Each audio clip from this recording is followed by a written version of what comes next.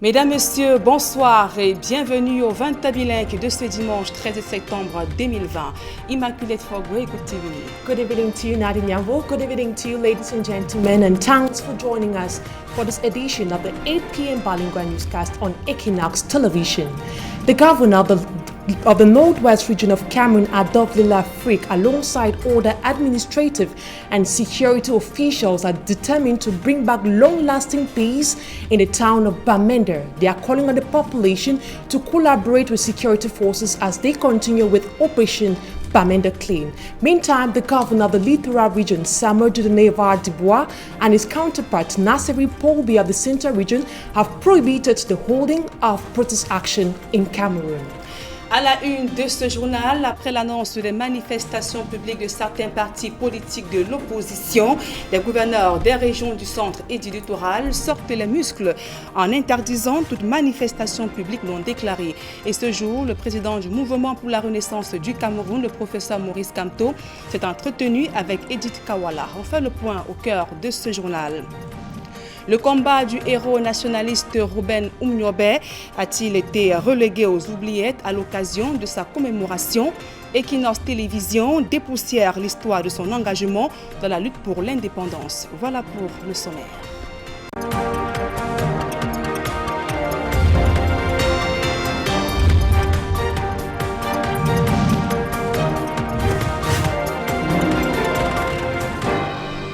Mesdames, Messieurs, une fois encore, bonsoir et merci d'honorer ce rendez-vous de l'information sur Equinox Télévision.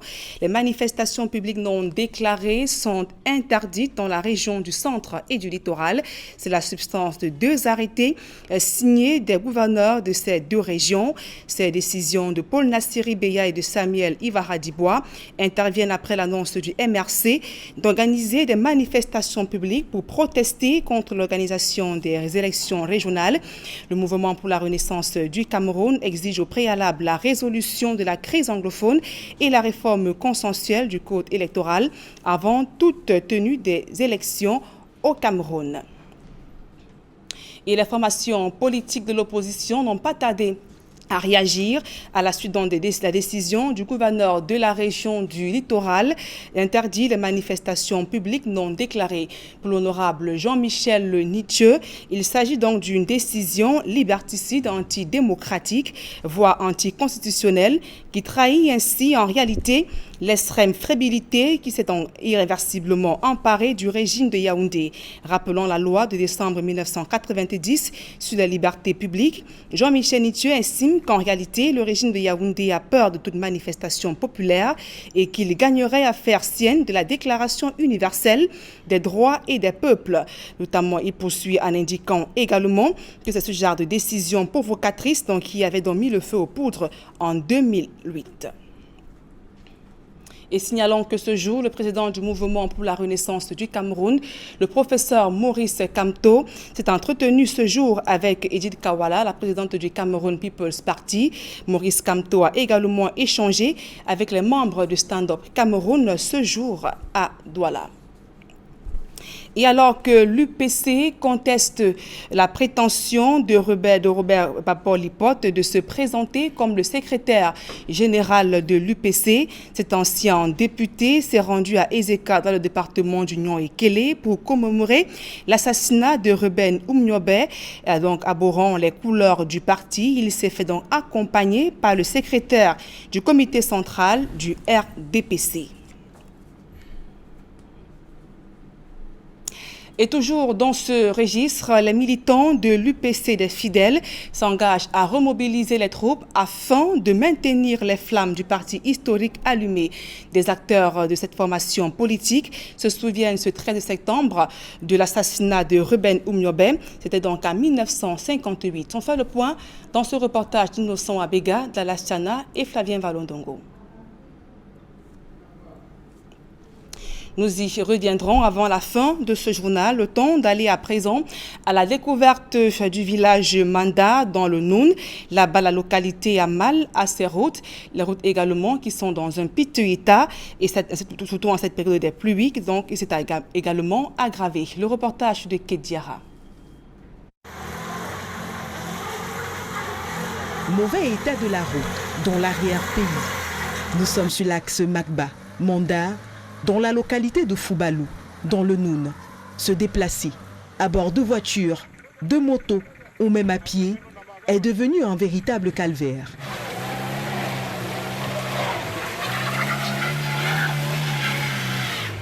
Pour cause, la route communale qui avait été aménagée pour le seul mouvement entre les petits véhicules des communes doit désormais faire face à un trafic intensifié composé la plupart du temps de gros porteurs chargés de marchandises qui font le lien entre la région de l'Ouest et la région du Nord-Ouest en toute sécurité. En pleine crise anglophone, conséquence directe, elle s'est dégradée au plus haut point. Avec la saison de pluie, elle est glissante et jonchée de crevasses qui représentent un obstacle majeur pour la circulation des véhicules. Pour s'en sortir, les usagers sont des fois obligés à prêter main forte aux chauffeurs, quitte à se mouiller ou même se salir, la seule priorité étant d'arriver à destination.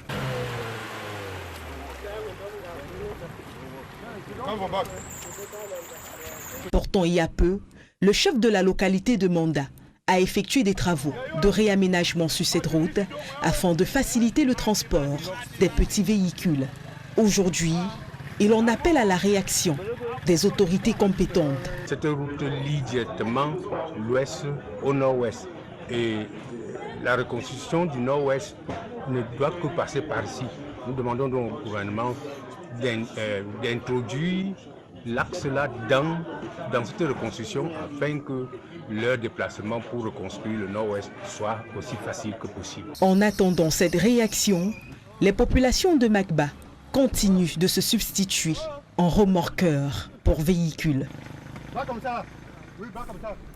Autre actualité au cœur de ce journal, 500 millions de francs CFA, c'est l'appui des pouvoirs publics aux artisans camerounais frappés de plein fouet par la pandémie du coronavirus. Le secteur artisanal broie du noir au Cameroun. Seulement, que valent les 500 millions de francs CFA pour près de 400 000 artisans évoluant dans un secteur mal structuré?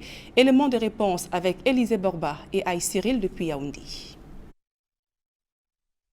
De sources non officielles, le Cameroun compte environ 400 000 artisans, même s'il n'y a que 90 000 régulièrement enregistrés dans les 360 bureaux communaux. Ce sont des artisans parfois abandonnés à leur triste sort, leur activité n'étant pas suffisamment encadrée. Afin de permettre aux artisans camerounais de vivre de leur art d'une part et de contribuer de manière significative au rayonnement de l'économie nationale d'autre part, un atelier de renforcement des capacités des acteurs institutionnels et non institutionnels à la structuration de l'artisanat est organisé à Yaoundé. Il est question aujourd'hui de rentrer dans chacun des secteurs prévus par la loi et d'essayer d'organiser les acteurs dans le cadre de ce que nous avons appelé une structuration, afin qu'ils puissent d'une part mutualiser leurs forces et leurs compétences et leurs capacités, mais d'autre part qu'ils puissent participer plus activement aux dépens de notre pays en apportant une part plus forte de l'artisanat dans notre PIB, un peu plus que par le passé. La loi reconnaît 3 secteurs de l'artisanat au Cameroun: l'artisanat d'art, l'artisanat de services et l'artisanat de production. Tous souffrent le martyre depuis l'avènement du coronavirus. Leurs activités sont pratiquement à l'arrêt. Mais le gouvernement annonce une dotation spéciale à l'intention des artisans camerounais. Bien que la pandémie ait touché ce secteur de l'artisanat à un certain niveau, nos artisans ont pu s'organiser pour s'adapter à la mesure et l'État, de son côté, n'a pas lésiné sur les moyens pour les accompagner de manière conséquente. Le gouvernement a prévu un appui subséquent à ce secteur de l'artisanat-là, notamment pour leur permettre de se relever contre le coronavirus. Il s'agit d'une dotation d'environ 500 millions qui seront affectés à ce secteur de l'artisanat. Selon le gouvernement, l'atelier de Yaoundé rentre dans le cadre de la mise en œuvre de la politique publique de promotion et de développement de l'artisanat. Reste à savoir si 500 millions de francs CFA pourront satisfaire près de 400 000 artisans. Et la question de l'insertion socio-professionnelle des jeunes étudiants sortis des grandes écoles au Cameroun demeure une équation difficile à résoudre. Et pour améliorer les performances et bien évidemment résoudre le problème de l'inadéquation éducation-emploi, les universités misent sur les start-up. C'est dont le constat a été fait à l'université de Thion. Le reportage de l'Éclair Saké. Les situations semblent se corser au fil des années sur l'ensemble du territoire national. S'insérer ou décrocher un emploi stable, rentable après les études est un rêve qui s'éloigne de plus en plus des mains des milliers de jeunes Camerounais qui sortent de nos universités et écoles de formation chaque année. Nous devons passer du discours à la création d'emplois pour les jeunes, à celui de l'invention d'emplois par le jeune. Pour ce faire, l'Université de Thion propose 5 mesures que votre ensemble prend. Favoriser un environnement propice à l'entrepreneuriat des jeunes, renforcer les capacités des institutions locales, fournir des services d'orientation professionnelle, faciliter l'accès au financement, aux services financiers. La situation est d'autant plus préoccupante lorsqu'on sait qu'il est aujourd'hui impossible de compter ces jeunes qui par pile d'années se sont lancés dans les métiers de Benskin, Colborz, vendeurs à la crie pour ne citer que ces secteurs. Résolver cette masse de chercheurs d'emploi et depuis quelques années le pari que se sont donnés certaines institutions d'enseignement supérieur via des offres de formation professionnelle et diversifiées. À l'université de Thion, à titre d'exemple, la 3e édition du Startup Masterclass organisé par le Centre d'appui à la technologie, à l'innovation et à l'incubation de l'Université de Thion vient de rendre sa copie. Les lauréats devront mettre à contribution leur génie dans les domaines variés tels que la production et la transformation agro-pastorale, les technologies, l'artisanat d'art, l'artisanat des services, entre autres projets innovants. Ils ont de ce fait été formés dans plusieurs modules dont le management entrepreneuriat, la gestion, le droit des affaires, la fiscalité, le marketing, la communication. À présent, la deuxième partie de ce journal en langue anglaise avec vous, Immaculate Phobie. Exactly, Nadiyambo. Once more, good evening to you, ladies and gentlemen, and thanks for staying with us for this other segment of the news in the English language. Victims of the Nguti mud flow in the southwest region of Cameroon are calling on the government to carry out stringent measures in order to avoid any future catastrophe in the area. They were speaking while receiving aid from some Nguti elites, that is, in the southwest region of Cameroon. Details with Innocent Aze. Lamentations of the recent mudslide victims in Loambo, Upper and Lower Congo in Nguti subdivision of the southwest region finally touched hearts, leading to a benevolent gesture.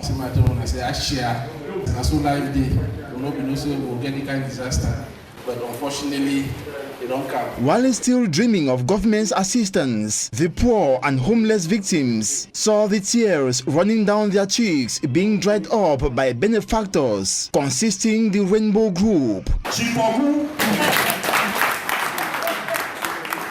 With an enveloped sum, foodstuff and moral support, these victims, accompanied by their traditional rulers and local administrators, can now smile and feel remembered and not neglected. Yes, and I'm very much happy for the help where they don't remember we, for the difficulty we will get down. And they see our struggle. At least joy flows in our hearts as our roads destroyed by the mud flow will be reopened. And our produce from the village, the fishing and for market. We are very grateful. We don't know say we don't do for this suffer we alone. We go out for the way that they feel our pain and they share in it. Not easily, because we don't show the core when I go and I support you. I'm too grateful because the situation we are facing is too much. The whole road is blocked. All the electric poles are being pulled down by the erosion. All our farms, our houses. Without food, you cannot live. Without potable water and electricity. Without a road, it is too difficult for a person to go out. I will only appreciate whatever thing they give me. My word that I can say is just to say thank the Rainbow. Let them continue to help us. The Rainbow Group benefactors say solidarity, unity, and coexistence are brandished when need be. So we come here as a sign of solidarity for try for tell our brother the way they suffer from this landslide in Asia. Our brothers and sisters affected by the catastrophe deserve this act of solidarity. We particularly had at heart those whose family perished. We get a total amount of 3,300,000. And also there have been lost families. We give them envelope for 100,000. Then those whose houses were destroyed. Then people where their houses have been touched, maybe 20 number, give them 50,000.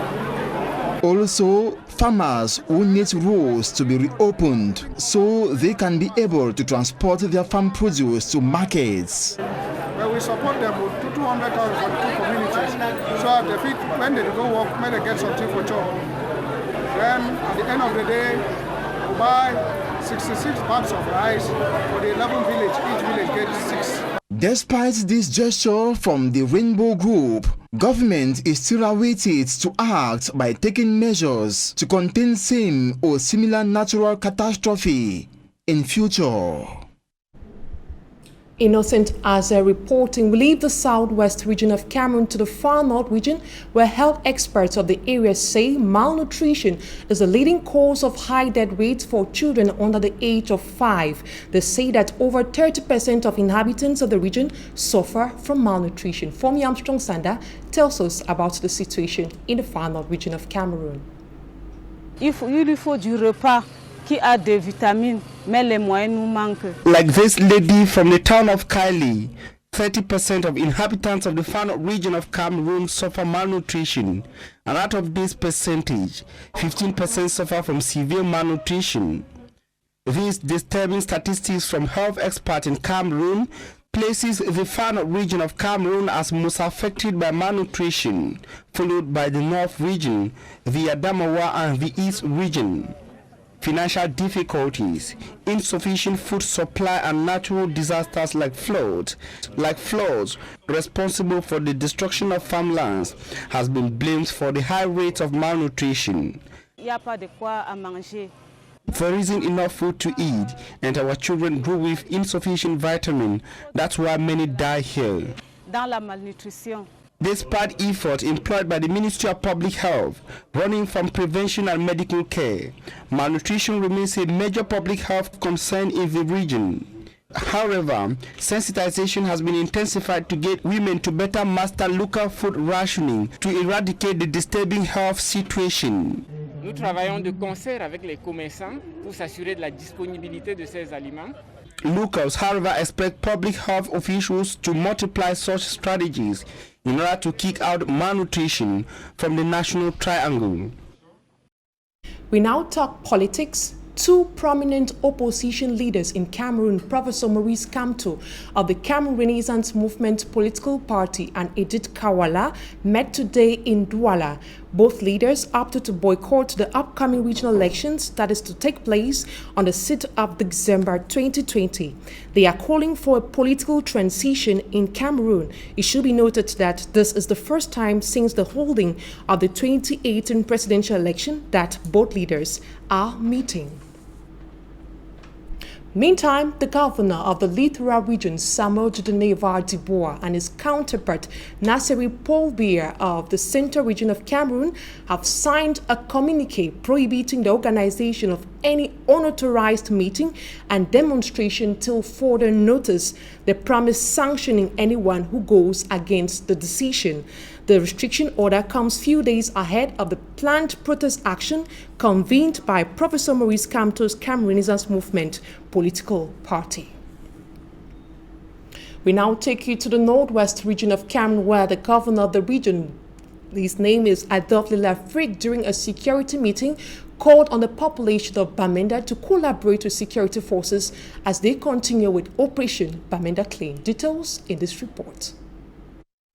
Activities in the town of Bamenda has been grounded for several days now following the ban on motorcycles from circulating in the Bamenda 1, 2 and 3 subdivisions. Separatist leaders on their part reacted by banning the circulation of vehicles in the town in solidarity with motorcycle riders. In response to the regular attacks witnessed in the city of Bamenda, the Defense and Security Forces launched an operation known as Bamenda Clean. Added to that, the governor of the region, Adolphe Lafrique, chaired a security meeting that grouped the 7 senior divisional officers alongside heads of the Defense and Security Forces. Governor Adolphe Lafrique called on the population of Bamenda to comply with the Defense and Security Forces as Operation Bamenda Clean continues. A clean-up campaign I've started in Bamenda here. It is going to spread all over the Northwest region where we are going to fight against the hoodlums, these guys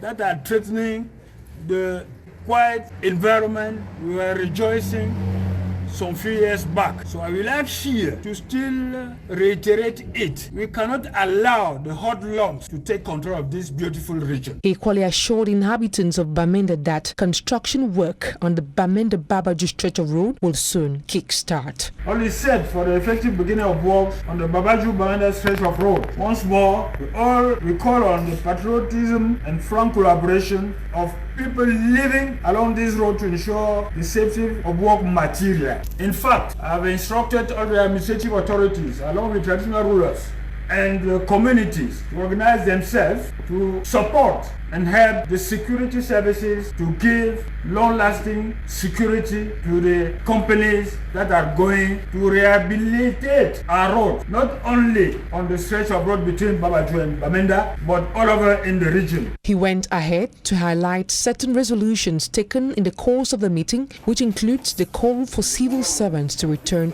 to their duty posts. The civil servants of this region to go back to their various working sites. If not, they are going to face the might of the laws and regulations of the Republic and to fight against the ghost town. We are going, as from today henceforth, to send our inspectors to trace and sanction those who are not coming to work on Monday. We are also going to reinforce the security to help the civil servants that are going back to their various working sites to go there peacefully. The mayor of the Bamenda City Council, Paula Chombong, noted that the region is now plagued with killings, burnings and kidnappings. He says things can only get better if the population collaborates with administrative authorities, defense and security forces.